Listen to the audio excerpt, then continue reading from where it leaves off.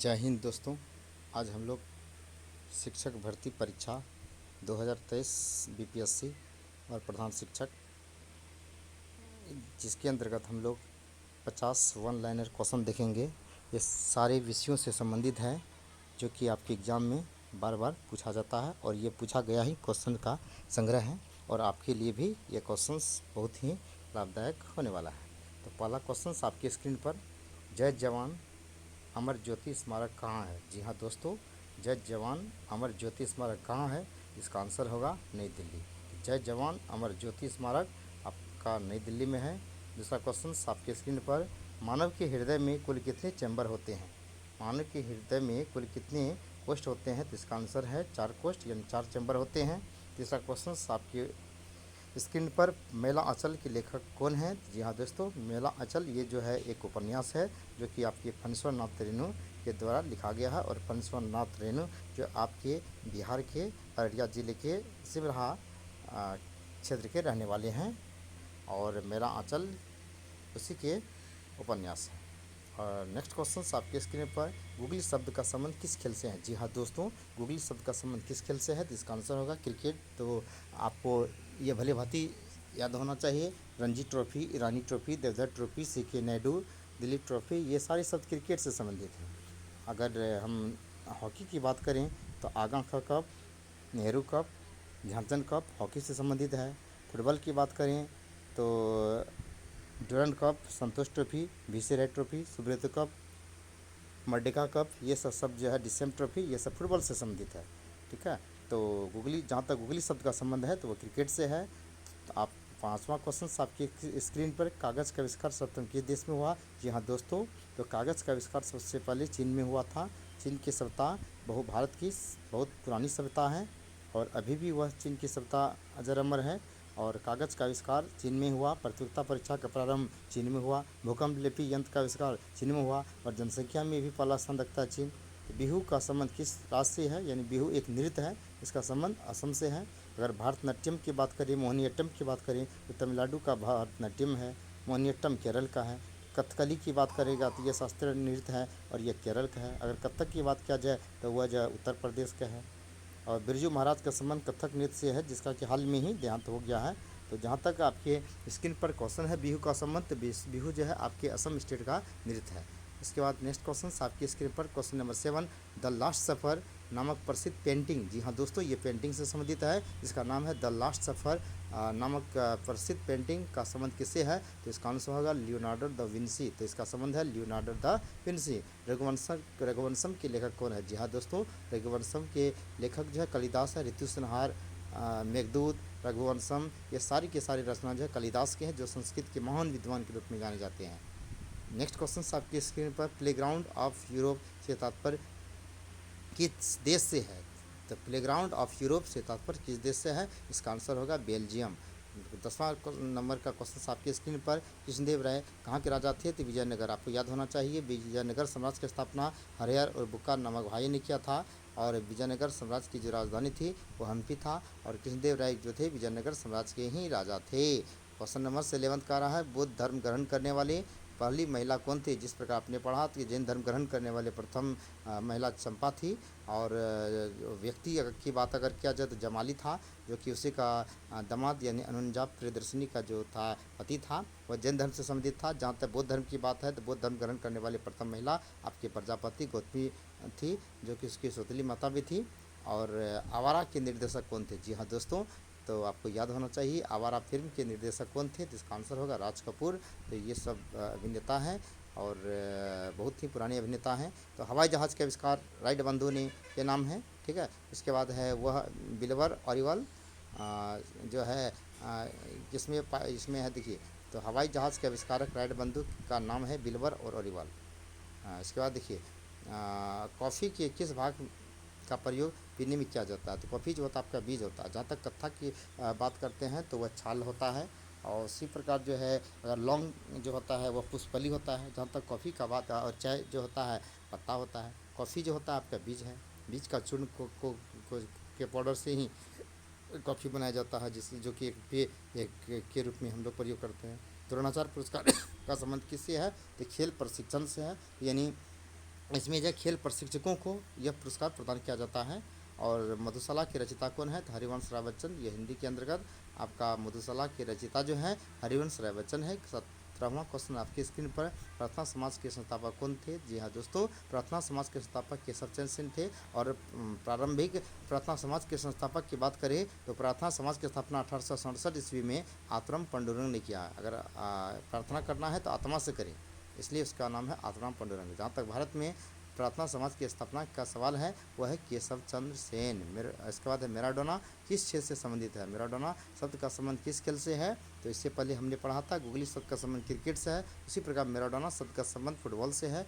Maradona के अलावा भी मैंने बताया Durand cup, Santosh trophy, VC Roy trophy, डिसेम trophy, ये सारी के सारे शब्द जो है आपके फुटबॉल से संबंधित है। किस तापमान पर फ़ारेनहाइट सेल्सियस का पैमाना समान होता है? तो आपको याद होना चाहिए कि -40 डिग्री सेल्सियस पर जो है फ़ारेनहाइट और सेल्सियस दोनों का बराबर होता है। अगर हम लोग स्वस्थ मनुष्य के शरीर के तापमान की बात करें तो स्वस्थ आदमी के मनुष्य के शरीर के तापमान 37 डिग्री सेल्सियस होता है, उसी को फ़ारेनहाइट पैमाना में जो है 98.6 होता है। अगर केल्विन की बात करते हैं तो 310 केल्विन होता है, लेकिन -40 डिग्री सेल्सियस पर जो है फ़ारेनहाइट और सेल्सियस पैमाना बराबर होता है। समस्थानिक गुण पाए जाते हैं किसमें? तो परमाणु पाए जाते हैं। लाल रुधिर कणिका बनती है कहाँ? तो अस्थि मज्जा में। आपको याद होना चाहिए आरबीसी और डब्ल्यूबीसी ये दोनों का ही निर्माण आपके अस्थि मज्जा या ब्रन मेरो में होता है। मानव शरीर के समान रक्तदाब कितना होता है? 120/80 होता है। तो मानव शरीर के समान रक्तदाब जो होता है 20 से 120/80 होता है। तो लाल रंग के प्रकाश में जब हरा रंग के कपड़े को ले जाया जाता है तो कपड़ा रंग कैसा प्रतीत होता है? तो काला। या दोस्तों, लाल रंग के प्रकाश में जब हरा रंग के कपड़ा को ले जाया जाता है तो उसका रंग काला प्रतीत होता है। एड्स किस संक्रमण के कारण किसके संक्रमण से होता है? तो आपको याद होना चाहिए कि एड्स जो होता है आपके विषाणु के संक्रमण से होता है, जबकि हैजा टाइफाइड का संबंध जीवाणु से होता है, और मलेरिया का संबंध प्रोटोजोआ से होता है। जहाँ तक एड्स का संबंध है, पोलियो का संबंध है, ये सब वायरस जनित रोग है। सार्क क्या है? तो सार्क एक विषाणु जनित रोग है, अर्थात विषाणु से होने वाले रोग है।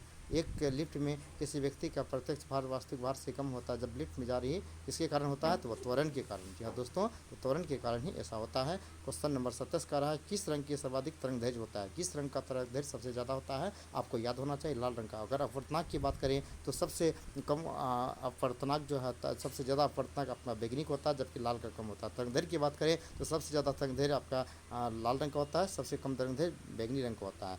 नेक्स्ट क्वेश्चन आपकी स्क्रीन पर, कौन सी गैस का आवरण सूर्य से हानिकारक पराबैंगनी किरण को अवशोषित कर लेता है? इससे पहले हमने ज्योग्राफी में पढ़ा था कि वो होता है ओजोन गैस, और यह आपका समताप मंडल में पाया जाता है। समताप मंडल में पाए जाने वाली जो ओजोन गैस होती है सूर्य से निकलने वाली पराबैंगनी किरण को अवशोषित कर पृथ्वी को भयंकर गर्मी से बचाती है, और CFC की जो मात्रा बढ़ रही है जिसके कारण ओजोन परत का क्षय भी हो रहा है, जिसका असर हम लोग पर या मानव प्राणी पर पड़ सकता है। गोल्ड की चूड़ी किस भाग को क्रस्ट कहते हैं? यानी गोल्ड की चूड़ी के किस भाग को क्रिस्ट कहा जाता है? तो सबसे ऊपरी भाग को। जी हाँ दोस्तों, सबसे ऊपरी भाग को ही क्रिस्ट कहा जाता है। नेक्स्ट क्वेश्चन आपके स्क्रीन पर क्वेश्चन नंबर 30 का रहा है, समांतर कुंजी का प्रयोग दो पुर्जों के बीच किस गति को रोकने के लिए किया जाता है? तो घूर्णन। क्वेश्चन नंबर 31 का रहा है, कोई साइकिल सवार किस मोड़ में घूमता है? तो वह क्या होता है? तो भीतर की ओर झुक जाता है। कोई साइकिल सवार किसी मोड़ पर घूमता है तो भीतर की ओर यानी अंदर की ओर झुक जाता है, पीछे की ओर झुक जाता है। ठीक है। क्वेश्चन नंबर 32 का रहा है, जीन की खोज किसने किया? तो जी हाँ दोस्तों, तो जीन की खोज जो है हरगोविंद जेनेटिक्स या जीन की खोज है हरगोविंद खुराना ने किया। क्वेश्चन नंबर 33 का रहा है, मनुष्य के शरीर की सबसे छोटी ग्रंथि कौन है? तो पिट्यूटरी ग्रंथि, जिसे मास्टर ग्रंथि कहा जाता है, और यह मानव मस्तिष्क में पाया जाता है। यह सारी ग्रंथियों पर नियंत्रण रखता है, इसलिए इसको पिट्यूटरी ग्रंथि को मास्टर ग्रंथि या आधिकारिक ग्रंथि के रूप में जाना जाता है। क्वेश्चन नंबर 34 का रहा, स्वरा जो बारूद बनाने के काम में आता है उसका रासायनिक नाम क्या है? उसका नाम है पोटेशियम नाइट्रेट। जी हाँ दोस्तों, स्वरा जो बारूद बनाने के काम में आता है उसका केमिकल नेम जो है आपका पोटेशियम नाइट्रेट है। जैसे KNO3। पीतल किसका मिश्र धातु है? जी हाँ दोस्तों, आपको पता होना चाहिए पीतल जो है तांबा और जिंक का मिश्र धातु है, अर्थात तांबा एजस्ता। अगर कांसा की बात करें तो तांबा टीन का मिश्र धातु है। कार्बन का शुद्ध रूप क्या है? तो हीरा। कार्बन का दो रूप होता है, हीरा और ग्रेफाइड। और कार्बन जो होता है इसका सबसे शुद्ध रूप जो होता है, कार्बन शब्द लैटिन भाषा के कार्बोस लिया होता है, जिसका अर्थ होता है कोयला, यानी कार्बन का शुद्ध रूप होता है हीरा। तो अम्ल जो क्या करता है, तो नीले लिटमस को लाल कर देता है। क्षार क्या होता है, लाल लिटमस नीला करता है। आपको पता होना चाहिए जो पदार्थ नीले लिटमस लाल कर देता है वह अम्लीय होता है, जिसका पीएच का मान 7 से कम होता है, और जो पदार्थ लाल लिटमस को लाल नीला कर देता है वह क्षारीय होता है, उसका पीएच का मान 7 से अधिक होता है। अगर रक्त की बात करें तो रक्त का पीएच का मान 7.4 होता है, अतः क्षारीय होता है। पित्त की बात करें 6.6 होता है, वह अम्लीय होता है। लार का 7.4 होता है, इसलिए वह क्षारीय होता है। प्राकृतिक जल का 0 होता है, शुद्ध जल का 7 होता है। इसके बाद मूत्र का जो 6.0 होता है। तो ये सारी जो है अम्ल जो है नीले लिटमस को लाल कर देता है, जबकि क्षार जो है लाल लिटमस को नीला कर देता है। दूरदृष्टि दोष के निवारण के लिए या किस प्रकार के चश्मे का प्रयोग करते हैं, उत्तर लेंस। जी हाँ दोस्तों, तो मानव आँख में जो है 4 प्रकार के दृष्टि दोष होता है। निकट दृष्टि दोष, दीर्घ दृष्टि दोष, जरा दृष्टि दोष, दृष्टि विषम। अगर किसी व्यक्ति को निकट दृष्टि दोष की समस्या है, जिसमें वह निकट के वस्तु को साफ साफ देख लेता है लेकिन दूर की वस्तु को साफ साफ नहीं देख पाता है, तो आँख के ऐसे दोष को निकट दृष्टि दोष कहते हैं। इसका निराकरण जो अवतल लेंस के पारयुक्त चश्मे के द्वारा किया जाता है। जब अगर दीर्घ दृष्टि की बात करें, इसमें दूर की वस्तु को साफ साफ देख लेता है लेकिन नज़दीक की वस्तु को ही साफ साफ नहीं देख पाता है, तो आँख के इस दोष को दीर्घ दृष्टि दोष कहा जाता है। इसके निवारण के लिए है उत्तल लेंस के पारयुक्त चश्मे का प्रयोग किया जाता है। एक माइक्रोन बराबर कितना होता है, ये जीवाणु और विषाणु का आकार जो माइक्रोन में ही व्यक्त किया जाता है, 0.001 mm होता है। तंबाकू में पाए जाने वाला रासायनिक पदार्थ क्या होता है, निकोटीन। जी हाँ दोस्तों, तंबाकू में पाए जाने वाला रासायनिक पदार्थ जो होता है वह जो केमिकल होता है वह निकोटीन होता है, जो कि हमारे ये जो है फेफड़ा को क्षतिग्रस्त करता है। तो दूध का घनत्व किस उपकरण द्वारा मापा जाता है। जी हाँ दोस्तों, आपको पता होना चाहिए ये दूध की शुद्धता के लिए इलेक्ट्रोमीटर का प्रयोग किया जाता है। क्वेश्चन नंबर 42 का रहा है कि भारत के महान विधि निर्माता कौन थे, तो महर्षि मनु। जी हाँ दोस्तों, भारत के महान विधि निर्माता थे मनु। 1 रुपये के सिक्के से अधिक के नोटों पर निर्माण पर किसका सिग्नेचर होता है, आपको पता होना चाहिए कि रिजर्व बैंक के जो गवर्नर होते हैं वह 1 रुपये से अधिक नोटें, चाहे वह 50 रुपये को हो या 100 रुपये को हो, 500 रुपये को हो या 2000 रुपये का नोट हो, ये सारे नोटों पर जो है भारतीय रिजर्व बैंक के गवर्नर का सिग्नेचर होता है। जबकि 1 रुपये से नीचे यानी जो भी सिक्का होता है 1 रुपया से नीचे सिक्के पर जो है भारत सरकार वित्त मंत्रालय का सिग्नेचर होता है। आपको पता होना चाहिए भारतीय रिजर्व बैंक जिसकी स्थापना 1 अप्रैल 1935 ईस्वी में हुआ था, जिसका राष्ट्रीयकरण 1 जनवरी 1949 ईस्वी में हुआ था। रिजर्व बैंक के वर्तमान गवर्नर शक्तिकांत दास, जो कि 25वें नंबर के हैं। और इस प्रकार जो है 1 रुपये से अधिक के सिक्के पर नोट पर जो है रिजर्व बैंक के गवर्नर का ही सिग्नेचर होता है या हस्ताक्षर होता है। क्वेश्चन नंबर 44 का रहा, चक्रवात में हवा किस तरफ से आती है, तो बाहर की ओर से आती है। और मध्यकालीन भारत में आय का मुख्य स्रोत क्या था, तो खराज। जी हाँ दोस्तों, मध्यकालीन भारत में आय का मुख्य स्रोत जो था खराज था। क्वेश्चन नंबर 46 का रहा, संविधान का पहला संशोधन कब हुआ था, तो 1951 ईस्वी में संविधान का प्रथम संशोधन हुआ था 1951 ईस्वी में, जिसमें 9वां अनुसूची जोड़ा गया। इससे पहले जो था मूल संविधान में 8 अनुसूची था, और 1951 ईस्वी के प्रथम संशोधन अधिनियम के द्वारा इसमें 9वां अनुसूची जोड़ा गया, जिसका संबंध भूमि सुधार संबंधी कानून से है। क्वेश्चन नंबर 47 का रहा, भारत में सर्वाधिक सोने के सिक्के किस वंश के शासक ने चलाया था, तो गुप्त वंश के शासक ने। तो गुप्त वंश को आपको पता होना चाहिए कि गुप्त वंश के संस्थापक श्री गुप्त थे, और सोने के सिक्के उसी वंश में सबसे ज़्यादा चला गया था।